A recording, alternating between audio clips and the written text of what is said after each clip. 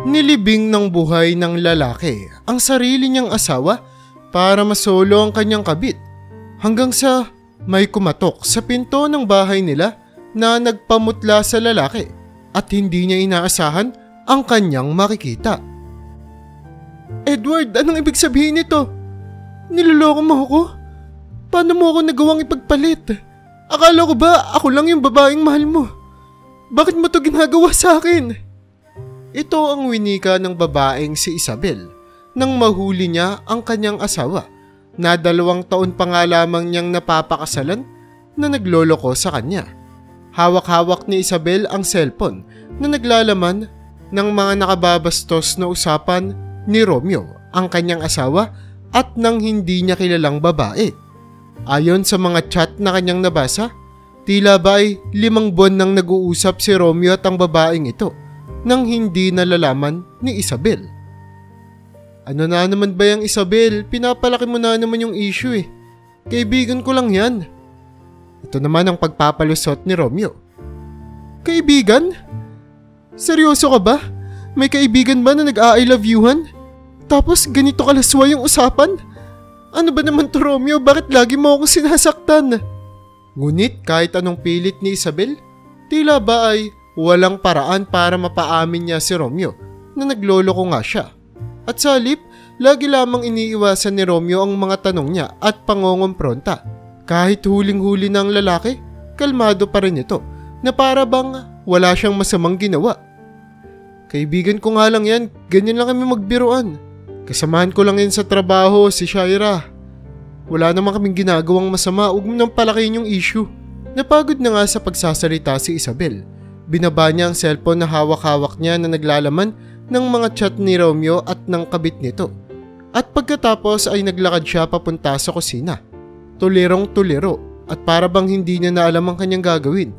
Napatulala na lamang siya mula sa malayo habang paunti-unting napapaupo sa sahig. Hindi siya makapaniwala sa kanyang nararanasan. Maya-maya pa ay tuluyan nang ang bumulwak ang mga luhang kanina niya pang pinipilit na hindi ilabas. Napakasakit para sa 20 anyos na si Isabel na ang asawa niya at ang lalaking pinagkatiwalaan niya ng buong buo ay gagantuhin lamang siya. Ang buong akala niya ay tama ang kanyang desisyon na pakasalan si Romeo dahil si pinakitang kabaitan ng binata noong sila ay magnobyo at nobya pa lamang. Pero ngayon, lahat ng ito ay pinagsisisihan niya na. Kaso nga lamang, hindi niya naman kayang iwanan na lamang ng ganoon-ganon lang si Romeo.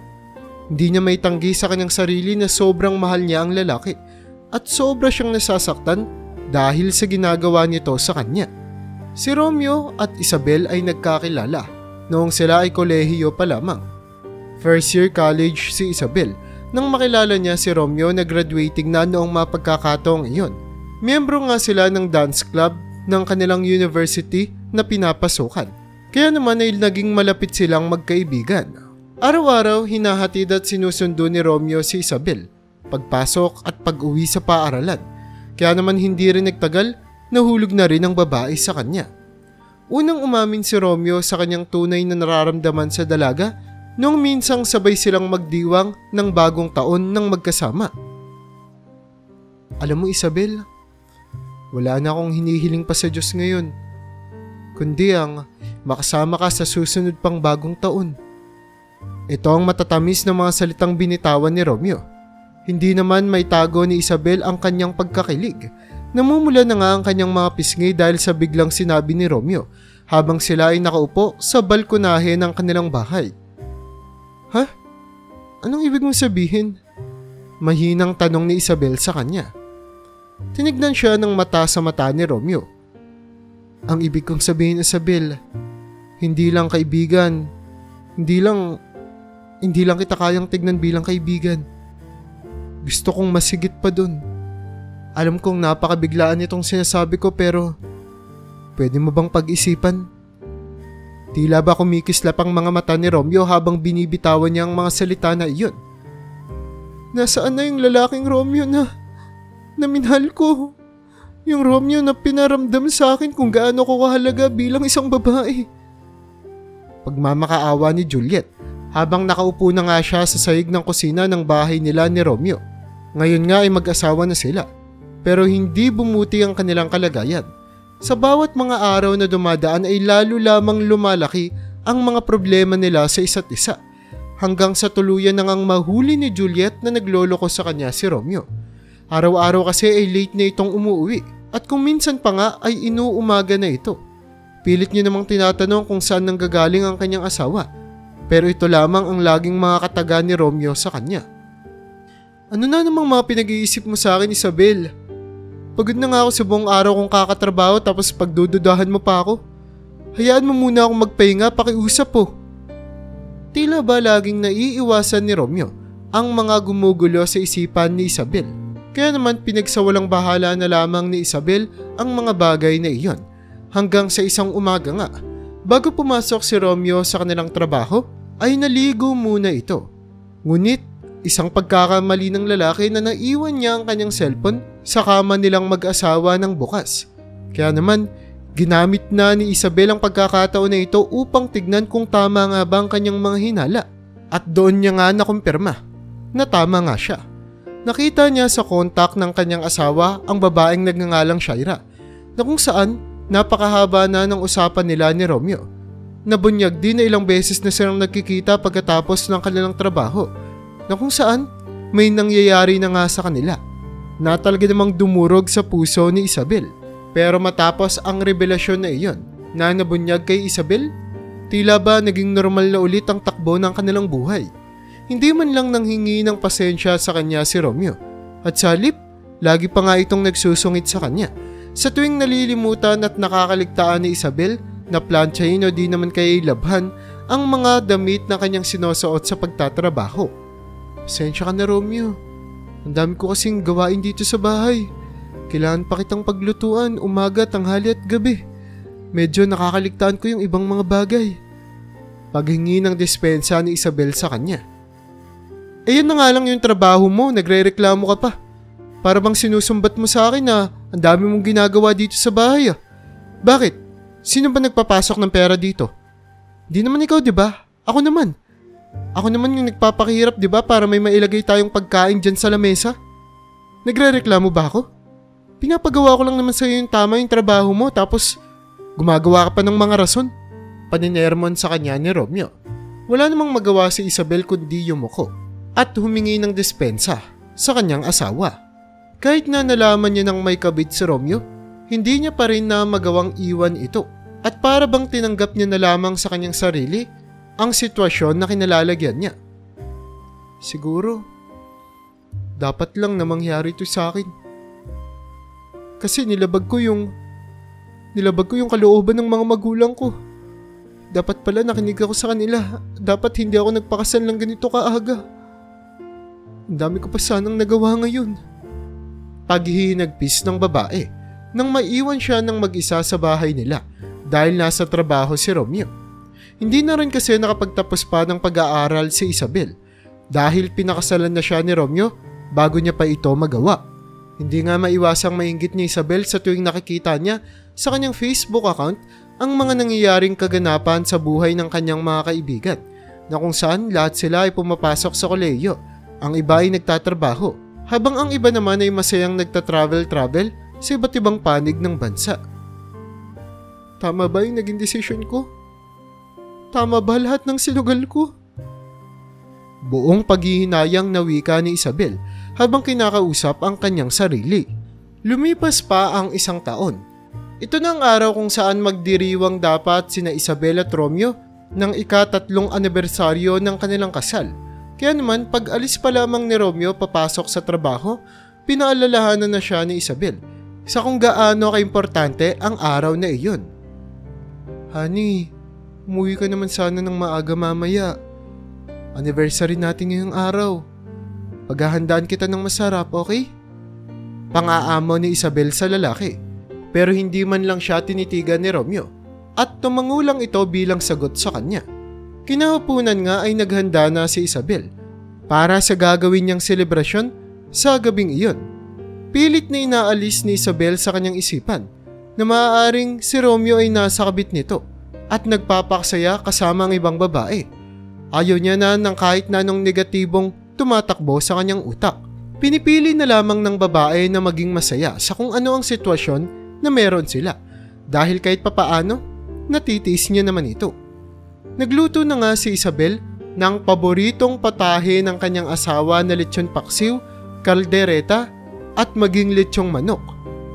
Naku, siguradong matutuwa si Romeo kapag nakita niya lahat ng mga paboritong pagkain niya dito sa lamesa. Buong galak na wika ni Isabel habang paisa-isang nilalagay ang mga putahe. Bakas na bakas sa mukha niya ang kanyang kasiyahan. Hindi niya may tanggi na talaga namang gusto niyang mapasaya ang kanyang asawa. Kahit nasa ganitong mga paraan lamang. Dahil alam rin naman ni Isabel kung gaanong nakaka-stress ang trabaho ni Romeo. Kaya naman gusto niyang maging komportable at masaya ang asawa niya para sa gabing iyon. Pumatak na nga ang alas 8 ng gabi. Nakaraniwang oras kung kailan nakakauwi na dapat si Romeo. Ngunit, ni anino ni Romeo ay hindi nagpakita. Pero matyaga pa rin naghintay si Isabel. Hindi pa rin naman tapos ang araw ng kanilang anibersaryo hanggat hindi pa pumapatak ang alas 12 ng madaling araw. Ngunit, mabilis na umandar ang kamay ng orasan. Alas 9 na, pero wala pa rin si Romeo. Hanggang sa tuluyan na ngang makatulog si Isabel sa lamesa. Katabi ang mga putahing maghapon niyang pinaghandaan. Nagising na lamang siya ay may araw na at agad siyang pumunta sa kanilang kwarto ng kanyang asawa. Doon ay nakita niyang tulog na tulog si Romeo. Nang makita ni Isabel na wala man lang pakialam si Romeo sa kanyang ginawa at sa halip ay natulog lang ito ng diretso, tuluyan na siyang napuno. Hindi na nga kaya ng kanyang pasensya ang ginagawa ng kanyang asawa sa kanya. Kaya naman hindi niya na ito ginising. Sa halip ay binagsakan niya ito ng isang mabigat na bagay. "Walang hiya ka, Romeo! Walang hiya ka!" wika ni Isabel. Naalimpungatan naman si Romeo at nakita niya na binagsakan pala siya ng maleta ni Isabel habang tila ba'y nagwawala at nag-hysterical na ang kanyang asawa. "Ano ba, Isabel? Nagpapahinga yung tao, oh." "Wala akong pake, Romeo, kung nagpapahinga ka. Walang hiya ka. Ginagawa mo akong alipin. Katulong mo lang. Wala kang pakialam sa nararamdaman ko, napakasinungaling mo. Lahat ng pangako mo sa akin wala kang tinupad. Napakawalang kwenta mong lalaki." Wika ni Isabel habang hinahagis ang mga gamit na nakapaligid sa kanila. Pilit naman siyang pinapatigil ni Romeo. "Ano ba? Tumigil ka nga, masisira mo yung bahay. Ano bang pinuputok ng butsi mo dyan?" Paninigaw ni Romeo pabalik sa kanya. Ngunit patuloy lamang sa pag-iyak si Isabel. Binagsak niya ng malakas ang pinto at pagkatapos ay bumabasok sina nila. Maya-maya pa yung nakarinig si Romeo ng basag na mga pinggan at lumilipad na mga gamit sa babang bahay nila. Kaya naman agad siyang kumilos, tumayo siya at dumiretso sa baba ng bahay. "Isabel, tumigil ka nga! Kanina pa kita pinapahinto, ah!" wika niya sa kanyang nagwawalang asawa. Ngunit tila ba wala nang kakayanang makarinig pa si Isabel. Patuloy lamang siya sa pagwawala habang sinisira at tinatapakan ang lahat ng mga putahe na kanyang pinaghandaan kahapon sa pagdiriwang sana ng kanilang anibersaryo. "Walang hiya ka, Romeo. Lahat ng ito pinaghirapan kong lutuin para sumaya ka lang. Pero nang ginawa mo, pinaghintay mo ako dito ng buong magdamag. Tapos makikita ko natutulog ka lang pala sa kwarto. Bakit? Anong oras kang umuwi? Anong oras kayo natapos ng kabit mo sa ginagawa niyong kabalastugan?" Nang marinig ni Romeo ang panunumbat ng asawa niya sa kanya, ay napagbuhatan niya ito ng kamay. 2 beses niya itong nasampal at natadyakan sa tagiliran. "Sino ka bang babae ka? Para pagsalitaan ako ng ganyan. Nalilimutan mo na yata yung limitasyon mo dito sa bahay natin. Asawa lang kita. Nandito ka para paglutuan, paglabahan, at paghandaan ako ng mga kinakailangan ko. Anong karapatan mong sabihin sa akin yung mga ganyan, ha? Ano?" saad ni Romeo habang patuloy ang pananakit niya sa kanyang asawa. Hindi naman makapaniwala si Isabel na aabot sa punto ang kanilang relasyon na magagawa na nga siyang saktan ni Romeo, ang lalaking pinakamamahal niya. Ang lalaking nangako sa kanya ng mundo, ang lalaking inakala niyang makakasama niya sa hirap at ginhawa. "Bakit, Romeo? Paano mo ako nagawang saktan?" saad ni Isabel. Lahat tinis ko. Lahat nilunok ko para lang hindi mo ko iwan. Pero bakit? Bakit parang kulang pa rin? Bakit, Romeo? Tuluyan nang humagulhol si Isabel habang wala namang pakialam sa kanya si Romeo. Bumalik ito sa taas at nagpatuloy sa kanyang pagtulog. Sinumbong naman ni Isabel sa kanyang matalik na kapatid na si Sandra ang ginawa sa kanya ng kanyang asawa. Galit na galit ito habang kinakausap siya sa kabilang linya. Ano ba naman yan, bunso? Ba't ka nagtitiis sa ganyang lalaki? Pupunta ako dyan, ipapapulis ko yan si Romeo. Wala siyang hiya. Sobrang sakit sa damdamin ni Sandra nang malaman niya na sinaktan ng ganoon ang kanyang kapatid. Ang tagal ka na palang inaabuso ng lalaking yan, bakit ngayon mo lang sinabi? Diba sabi ko naman sa'yo dapat makinig ka kila mama. Dapat kinilala mo muna yung lalaking yan bago mo pinakasalan. Yan tuloy, naghihirap ka ng ganyan. Umiiyak na rin si Sandra sa kabilang linya. Ate wag, akong bahala dito. Huwag mo siyang ipapulis. Gusto ko lang talagang sabihin sa'yo to pero ayaw kong makulong yung asawa ko. Paano na ako pag nakulong siya? Akong bahala dito ate, nararamdaman ko namang maayos pa namin to. Desperadang wika ni Isabel. Ayun ka na naman Isabel, ang tigas na naman ng ulo mo. Hindi ka nang nakinig sa magulang natin, tapos ngayon, pagdidiinan mo na naman yung gusto mo, paano kung may mangyaring masama pa sa'yo? Pero ate, pakiusap, bigyan mo lang ako ng tamang oras.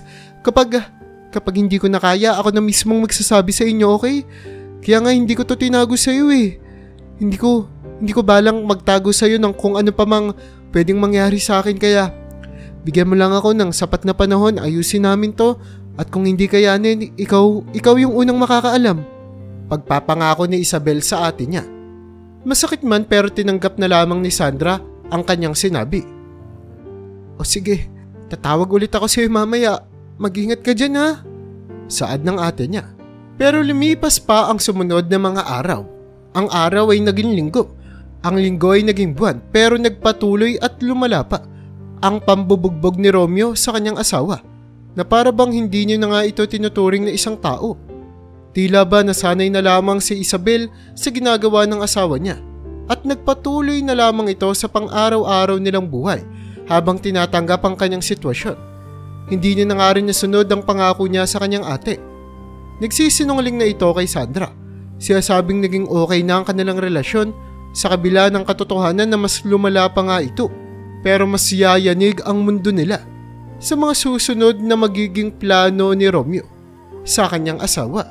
Ang hindi kasi alam ni Isabel na gumagamit na pala ng pinagbabawal na droga ang asawa niya. Kaya naman mas lalo lamang lumala ang pangit na pag-uugali nito na nagresulta sa isang kahindik-hindik na plano. Napuno na nga ng maraming mga pasa, galos at sakit sa katawan ng babaeng si Isabel na natamo niya mula sa lalaking nangako na poprotektahan siya habang sila ay nabubuhay. Pero mas lalo pang lumala ang sitwasyon. Nang isang gabi ay buhusan siya ni Romeo ng isang malamig na tubig upang siya ay magising. Ay babae, gumising ka nga dyan. Pag-uutos ni Romeo sa kanya. Romeo? Bakit? Anong meron? Pagtatakang tanong ni Isabel sa kanya. Basta tumayo ka dun, pumasok ka sa sasakyan. Dalian mo. Pag-uutos ni Romeo. Nagugulimahanan man pero sinunod ni Isabel ang utos ng kanyang asawa. At pagkatapos, sumakay sila sa sasakyan. Nagmaneho si Romeo ng halos 1 oras at huminto sa hindi pamilyar na lugar na kung saan ay wala ngang matanaw si Isabel na kahit na sinong tao sa paligid. Romeo, anong ginagawa natin dito? Bakit pumunta tayo dito sa gitna ng gabi? Pagtatakang tanong ni Isabel. Mababaka sa tono ng pananalita niya ang takot na kanyang nararamdaman. Tinitigan lamang siya ni Romeo at walang sinabi. Tara, sundan mo ko. Saad ng lalaki. At dito ay nahalata na ni Isabel ang masamang pinaplano ng kanyang asawa. Romeo, sigurado ka ba sa gagawin mo? Pagtatakang tanong ni Isabel. Tumingin naman sa kanya si Romeo. Na tila ba'y nagtataka ito sa kung papaanong magtanong ang kanyang asawa. Ano ibig sabihin? Di ba sabi ko sumunod ka? Sumunod ka lang. Istriktong pag-uutos ng lalaki. Matapos ang 5 minutong lakaran, dumating sila sa isang tila ba bagong hukay na lupa. At kung titignan ay nasa 10 talampakan ng lalim nito. Anong ginagawa natin dito, Romeo? Pagtatakang tanong ng babae. Maya-maya pa ay pumunta sa likod ng babae si Romeo. Sabay tulak sa kanya papunta sa malalim na bahagi ng lupa. Napasigaw sa sakit si Isabel. Saglitan siyang nawala ng malay pagkahulog niya sa malalim na hukay ng lupa. Nagising na lamang siya na tinatabunan na siya ng lupa ni Romeo. Romeo, anong ibig sabihin nito? Sigaw ni Isabel habang nagmamakaawa siya sa kanyang asawa na makakuha ng eksplanasyon mula rito. Pero patuloy lamang si Romeo sa kanyang paglilibing ng buhay sa kanyang asawa hanggang sa tuluyan niya nang natabunan ng babae. Marami ng sugat si Isabel. Nagdurugo pa ang kanyang ulo at napilay pa siya mula sa pagkakahulog niya sa hukay. Kaya naman malabo talaga siyang may magawang paraan sa ganitong sitwasyon. Nang tuluyan na siyang mailibing ng buhay ni Romeo, ay agad itong umalis sa eksena.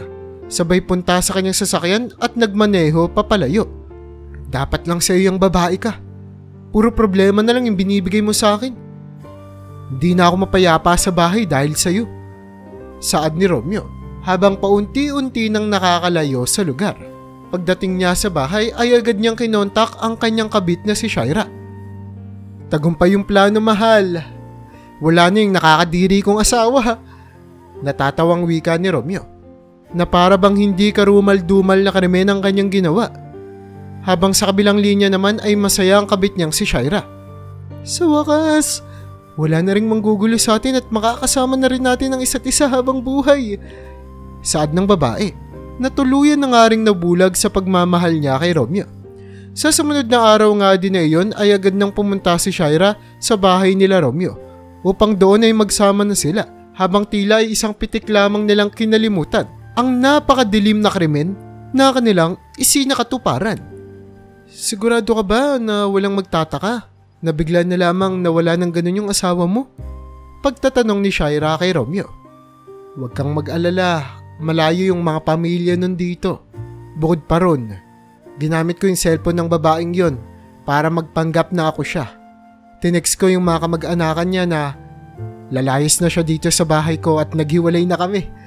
Sigurado akong sapat na butas yon para maniwala sila na wala akong ginawa sa kanya. Ngiting wika nito habang umiinom ng alak katabi ang kanyang kabit. Sa unang tingin, tila ba'y napaka-smooth ng kanilang plano. Tagumpay silang nadispatcha ang asawa ni Romeo at nagsama sila ng masaya habang ginagawa ang mga gusto nila. Ngunit 1 linggo lamang ang makalipas matapos ang karumal-dumal na krimen na ginawa ni Romeo ay merong kumatok sa pinto ng bahay nila. Sino naman kaya yung kumakatok kay aga-aga? Pagrereklamo ni Romeo. Nagkataon naman na sa mga pagkakataong ito ay naliligo sa banyo ang kabit niyang si Shaira. Kaya naman siya na ang tumayo at nagbukas ng pinto. Shaira, may inaabangan ka bang bisita ngayon? Tanong ni Romeo sa kanyang kabit. Wala naman. Sabihan mo na lang ako kung sino yan ha, para makalabas kagad ako dito sa banyo. Saad ni Shaira. Pagkatayo ni Romeo ay agad siyang naglakad ng padabog sa may pinto. Tila ba'y tinatamad pa nga siyang maglakad at walang amor na makipag-usap sa kung sino man. Pero pagbukas niya ng pinto ay hindi niya inaasahan ang kanyang makikita. Sa harap niya ay ang kanyang asawa na buhay na buhay. Ngunit meron itong mga benda sa iba't ibang bahagi ng katawan nito. Dulot na rin ng mga sugat na natamo niya sa ginawa ni Romeo sa kanya. Hindi maaari, bulong ni Romeo. Kumusta ka, Romeo? Naging masaya ka ba sa ginawa mo sa akin? Saad ni Isabel habang nakatitig ng matindi sa mata ng kanyang asawa. Hindi pwede to. Pinatay na kita. Nilibing kita ng buhay. Pag-amin ni Romeo sa kanyang ginawa. Romeo? Romeo, sino ba yan?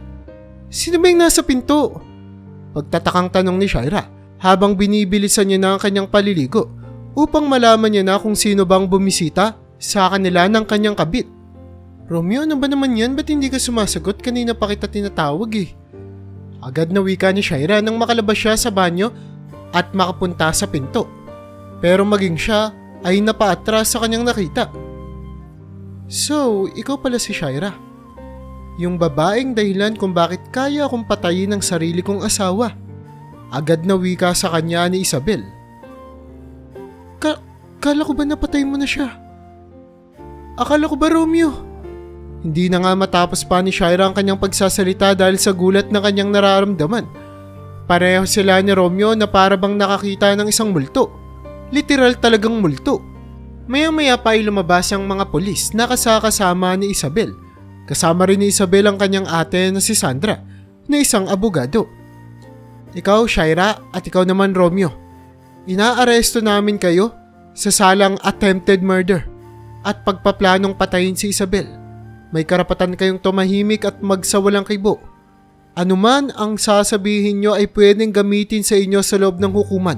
At kung wala kayong kakayanan na kumuha ng abogado, ang mismong gobyerno ang magbibigay para sa inyo. Pagsasalaysay ng mga polis ng Miranda rights para sa dalawang magkabit. Hindi pwede. Hindi nyo po ako pwedeng arestuhin. Wala akong ginagawang masama. Agad na pagpupumiglas ni Shaira. Ngunit bago pa siya makagawa ng kung ano-ano mang rason, nagsalita na ang kanina pang nananahimik na kapatid ni Isabel na si Sandra. Shaira, seryoso ka ba? Sigurado ka ba sa sinasabi mong wala kang ginagawang masama? Anong ibig sabihin nito? Wika ni Sandra sabay labas ng kanyang cellphone na naglalaman ng recording ng pag-uusap ni Shaira at ng lalaking si Romeo. Sa loob ng recording ay narinig nila kung papaanong metikulosong pinagplanuhan ng dalawa ang paglilibing ng buhay sa babaeng si Isabel. Bago nyo pa magawa yung plano ninyo, nakahanda na yung mga otoridad. Hinihintay na lang namin na gawin nyo yun. Alam namin na magkatulong kayo ni Romeo na naghukay sa hukay na yun kung saan nyo balak ilibing ng buhay yung kapatid ko. Seryosong saad ni Sandra. Napatingin naman si Romeo sa kanyang asawa ni si Isabel. Ano? Nagugulat ka ba, Romeo? Akala mo ba ganun lang talaga ako katanga? Pwes ngayon natauhan na ako. Well, hindi lang pala ngayon. Bago mo pa ginawa yung planong pagpatay mo sa akin, natauhan na ako. Narinig ko kayo ni Shaira na nag-uusap sa cellphone. Ang lakas rin ng loob mo, no? Pinagpaplanuhan yung patayin ako habang katabi mo ako sa kama. Walang hiya ka. Wala kang kwentang tao, isa kang napakasahol na lalaki. At dahil dyan sa kabobohan mo, Romeo, nagawa kong ma-record yung pag-uusap ninyo. Kaya naman, doon na ako natauhan. Isa lang ang paraan para makalaya ako sa kademonyuhan mo. At sa pamamagitan nyo ng paghuli sa akto sa gagawin mo sa akin. Kaya naman inalerto ko na si ate at yung mga pulis. At yung gabing ang ginawa mo na yung plano, tinignan ko kung may natitira pa akong pagmamahal sa'yo.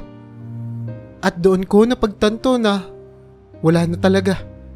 Hindi na ikaw yung lalaking minahal at pinakasalan ko. Kaya karapat dapat ka lang mabulok sa kulungan kasama yung kabit mo. Sigaw na wika ni Isabel habang dinadala na nga ng mga polis sa kanilang sasakyan ang dalawang sospek. Pero nagpatuloy pa rin sa pagpupumiglas si Shaira. Hindi pwede, hindi ko to kasalanan. Si Romeo ang nag-isip ng lahat ng yun. Gusto niya nang mamatay yung asawa niya, binubugbog niya to lagi araw-araw. Hindi ko naman gustong mamatay talaga yan si Isabel. Pagmamakaawa pa ni Shaira. Huwag kang magwala dito, Shaira.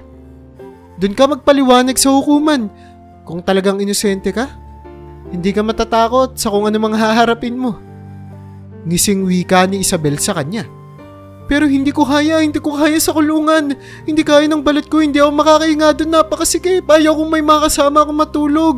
Pakiusap, si Romeo na lang yung kunin ninyo. Pero hindi na nga siya pinagbigyan pa ng mga pulis. Doon din napagtanto ni Romeo na pinagpalit niya si Isabel para sa babaeng kayang-kaya siyang iwan ng isang iglap lamang pag nagkaroon ng problema. Hindi katulad ni Isabel na tiniis siya kahit na anong mangyari. Pasensya ka na, Isabel. Nagkamali ako. Saad ni Romeo bago tuluyang sumakay sa sasakyan. At sa kauna-unahang pagkakataon, naramdaman ni Isabel na ito ang mga unang salitang binitawan ni Romeo na sinsero. Ngunit tuluyan na siyang nawala ng pakialam sa lalaki. Ngayon ay handa na siyang magpatuloy sa kanyang buhay at kalimutan na ang bangungot sa kanyang nakaraan. Matapos mahatulan ng 10 taon na pagkakakulong, si Romeo at ang kanyang kabit na si Shaira bumalik sa pag-aaral si Isabel. Ngayon ay paunti-unti niya nang tinutupad ang kanyang pangarap na maging doktor. Isang pangarap na naudlot dahil sa kagagawan ng lalaking inakala niyang mamahalin siya at poprotektahan habang buhay. Bakit naman gusto mo magdoktor, bunso? Tanong ni Sandra sa kanyang kapatid. Naramdaman ko yung mga sakit na ginawa sa akin ni Romeo, ate. Hindi lang sa emosyonal kundi sa pisikal. At gusto kong gamutin yung mga taong nakaranas ng parehong sakit na naramdaman ko. Gusto kong maramdaman nila na kahit anong sugat, magagawang maghilom. At kahit ano pang sakit ng nakaraan mo, kayang-kaya mo tong malagpasan. At lahat ng sakit ay natatapos. Sinserong sagot ni Isabel. Napuno naman ng kasiyahan ng puso ni Sandra dahil kahit papaano, masakit man ang pinagdaanan ng kanyang bunsong kapatid, pero halata namang marami itong natutunan. Bumalik na rin si Isabel sa poder ng kanyang mga magulang habang siya ay nag-aaral pa, habang sinusubukang bumawi sa kanila. Ngayon, Mama, Papa, na nag-matured na po ako, pinapangako ko, gagawin ko po ang lahat para mabigyan kayo ng magandang buhay. Maalwang kinabukasan. Hindi ko na po uulitin yung mga pagkakamali ko dati. Pagpapangako ni Isabel sa matatanda niya ng mga magulang.